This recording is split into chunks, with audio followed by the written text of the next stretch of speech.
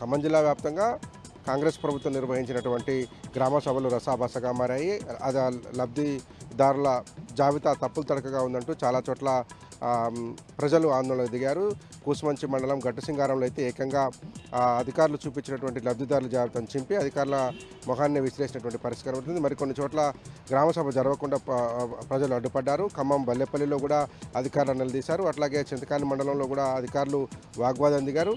ఇల్లూరు గ్రామంలో అయితే job card లేకపోతే ఆత్మీయ భరోసా ఇవ్వరా, నేను నిరుపేదనంటూ ఓ మహిళా అధికారులతో వాగ్వాదం దిగింది. ఇవాళ చెప్పుకుంటూ పోతే జిల్లా మొత్తం కూడా ఉమ్మడి ఖమ్మం జిల్లా అంతా కూడా కాంగ్రెస్ నిర్వహించినటువంటి గ్రామ సభలు రసాభాసగా మారాయి.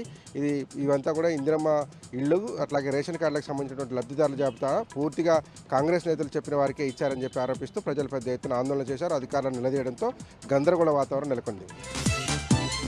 ఇక పాల్వంచ లో వినూత్నమైనటువంటి నిరసనకు దిగారు ఆశా వర్కర్లు. పాల్వంచ మున్సిపాలిటీ నుంచి పాదయాత్రగా బయలుదేరి కొత్తగూడెం కలెక్టరేట్కు నవభారత్లో నిర్మించినటువంటి కొత్తగూడెం కలెక్టరేట్ వరకు పాదయాత్ర కొనసాగించారు.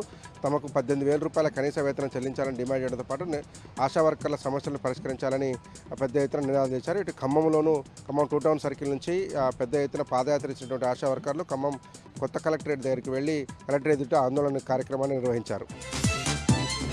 సత్తుపల్లి ప్రాంతంలో పొగమంచు తీవ్రంగా వాహనదారులను ఇబ్బంది పెడుతుంది.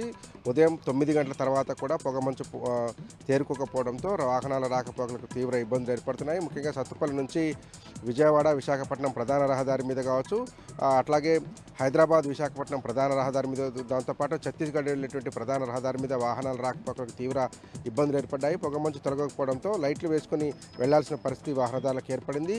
ఎంత లైట్లు వేసినప్పటికీ కూడా ఎదురుగా వస్తున్నటువంటి వాహనం ఏదో తెలుసుకోవడానికి తీవ్ర ఇబ్బందులు కావడంతో 9-10 గంటల వరకు కూడా వాహనాల రాకపోకలకు తీవ్ర ఇబ్బందులు ఏర్పడ్డాయి.